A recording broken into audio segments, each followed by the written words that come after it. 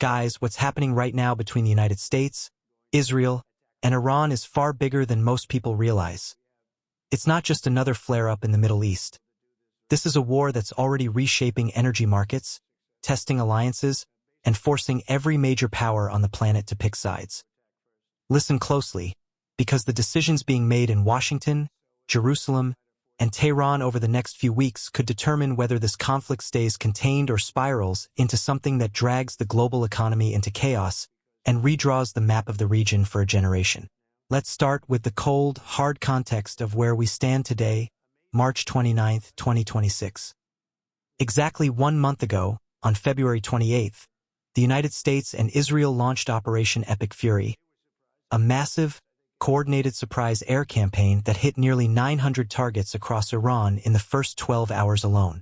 The strikes took out Iranian nuclear facilities, ballistic missile sites, air defenses, naval assets, and, most dramatically, killed Supreme Leader Ali Khamenei along with dozens of top regime officials. Iran hit back hard with missile barrages and drones aimed at Israel, U.S. bases in the Gulf, and American allies like Saudi Arabia, Jordan, and Bahrain. The Houthis in Yemen have now joined the fray, launching their first direct strikes on Israel just in the last few days. Casualties are mounting, over 2,000 dead across the region, including civilians in Iran and a handful of U.S. service members. The Strait of Hormuz, through which 20% of the world's oil flows, has been heavily disrupted, sending oil prices skyrocketing past $105 a barrel and threatening global supply chains. Israel's position in all of this has been crystal clear and uncompromising from day one. Prime Minister Benjamin Netanyahu has framed this as an existential fight to eliminate Iran's nuclear breakout capability and its network of proxies, Hezbollah, the Houthis, Hamas remnants that have been arming up for years. Israel has carried out the lion's share of the precision strikes on leadership targets and underground missile bases, arguing that only total degradation of Iran's offensive capacity will guarantee long-term security for the Jewish state. The U.S. has provided critical air and naval support, intelligence, and long-range bomber runs, but Israel has pushed aggressively for maximum damage, even as Washington signals it wants a quicker off-ramp. So why did this war start in the first place? The roots go back decades, but the immediate trigger was a breakdown in nuclear negotiations that had been sputtering along since early 2025. After the 2015 JCPOA collapsed under Trump's first term and Iran ramped up enrichment following the 2024 to 2025 Israel-Hamas war, Tehran was sitting on enough highly enriched uranium to build multiple bombs in weeks if it chose to sprint for a weapon. Trump's second administration revived maximum pressure sanctions and tried indirect talks, but Iran dragged its feet, continued proxy attacks, and refused to dismantle its program. Israel, fresh off limited strikes in the 2025 12-day war, saw a window of opportunity while Iran was still reeling from sanctions, internal protests, and weakened allies. Netanyahu reportedly pressed the White House hard, warning that diplomacy was a dead end and that Iran's nuclear clock was ticking down to zero. The U.S. joined in to protect its troops and allies from inevitable Iranian retaliation, but the operation quickly took on the dual goals of crippling Iran's military machine and opening the door for regime change, or at least a compliant new leadership in Tehran. Now let's dig deeper into what's really going on beneath the headlines. This isn't just about nukes or missiles. It's about power balances, economics, and survival instincts across the board. Iran's regime has spent 47 years building an axis of resistance that stretches from Lebanon to Yemen, using oil money and ideology to threaten shipping lanes, attack U.S. interests, and keep Israel on constant alert. The strikes have already destroyed an estimated 77% of known tunnel entrances to underground missile facilities and hammered production sites for ballistic components and naval weapons. But Iran still has some launch capability left, and its proxies are stepping up, Houthis firing at Israel, Hezbollah probing the northern border. Who benefits from this? On one level, the U.S. and Israel gain a dramatically weakened adversary that can no longer credibly threaten nuclear blackmail or close the Strait of Hormuz indefinitely. Gulf Arab states quietly cheer the hits on Iran, even as they absorb stray missile damage. But there are costs. U.S.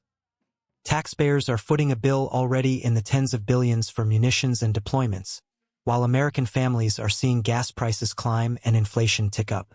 Goldman Sachs estimates the oil shock alone could shave 10,000 jobs a month from the U.S. economy through year's end and raise recession odds to 30%.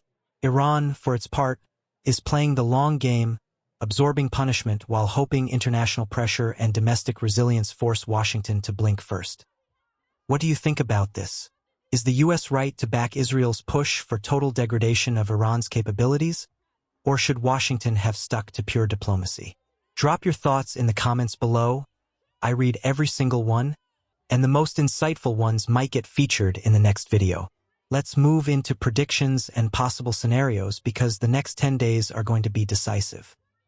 Trump has already extended a pause on striking Iranian energy infrastructure until April 6th, saying talks are going very well. The U.S. has floated a 15-point proposal through Pakistani intermediaries. Iran must hand over its stockpile of highly enriched uranium, halt all enrichment, accept strict limits on ballistic missiles, cut funding to every proxy group, and allow international inspectors full access.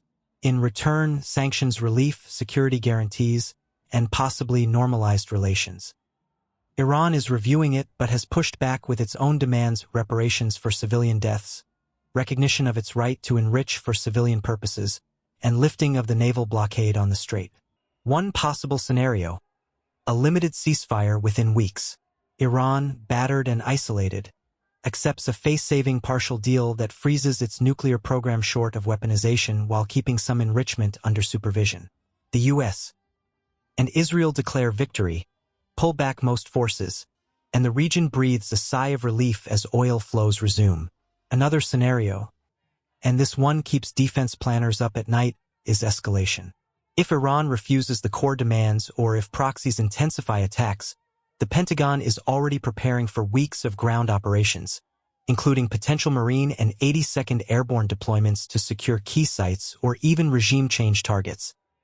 Netanyahu has ordered expansion of operations in southern Lebanon to neutralize Hezbollah once and for all, which could widen the war dramatically. Worst case, a prolonged stalemate where Iran's new leadership under Mojtaba Khamenei digs in, the strait stays contested, oil hits $140 a barrel, and the global economy tips into recession. My realistic take? This war is exposing the limits of both military power and diplomacy, but it also shows why the U.S. Israel partnership remains one of the most formidable forces on Earth. The strikes have genuinely degraded Iran's ability to threaten the region for years to come, and that's a strategic win for American interests: fewer proxy attacks on U.S. troops, safer shipping lanes, and a stronger deterrent against any future nuclear aspirants. At the same time, the human and economic costs remind us that war is never clean or cheap. The U.S. has lost service members, spent billions, and watched inflation rise, but America's domestic energy production and alliances give it far more resilience than most nations. Recovery is absolutely possible, and likely faster than skeptics think, through renewed Gulf energy deals, accelerated domestic drilling, and the long-term dividends of a weakened Iran that can no longer fund terrorism on a grand scale. If a deal sticks, markets will rebound, and the U.S. will emerge with enhanced credibility as the power that can still enforce red lines when it matters most. Here's the second layer that most analysts are missing. This conflict is quietly testing whether the post-1945 international order still holds. Iran tried to weaponize the Strait of Hormuz and collect tolls in Chinese yuan, a direct challenge to U.S. naval dominance. The speed and precision of the U.S. Israeli response has sent a message to Beijing, Moscow, and Pyongyang that hybrid warfare has real limits when America decides enough is enough. Yet it also risks alienating partners who fear endless entanglement. The coming weeks will reveal whether Trump's blend of maximum pressure and deal-making genius can deliver a lasting off-ramp, or whether we're looking at a new normal of managed conflict. This could change everything for America's role in the world, not because we're seeking empire, but because we refuse to let rogue actors rewrite the rules. Most people only see the surface-level explosions on their screens. The deeper truth is that the United States, working hand-in-hand with Israel, is once again proving it can project power decisively while keeping the door open to peace. If you enjoy this kind of in-depth, no-spin analysis that connects the dots between battlefield realities, economic fallout, and big-picture strategy, don't forget to subscribe, like the video, and turn on notifications so you never miss an update. We're in this together, and your support keeps the channel going strong. Drop those comments, share your take, and I'll see you in the next one. Stay informed, stay engaged. America's future depends on it.